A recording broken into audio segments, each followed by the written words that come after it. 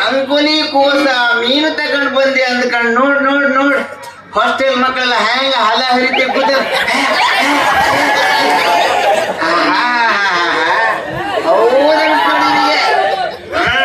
ಒಣ ಮೀನ್ ತಿಂತೆ ಬಿದ್ದಿದ್ರಲ್ಲ ಪಾಲ್ಗೊಳ್ಯ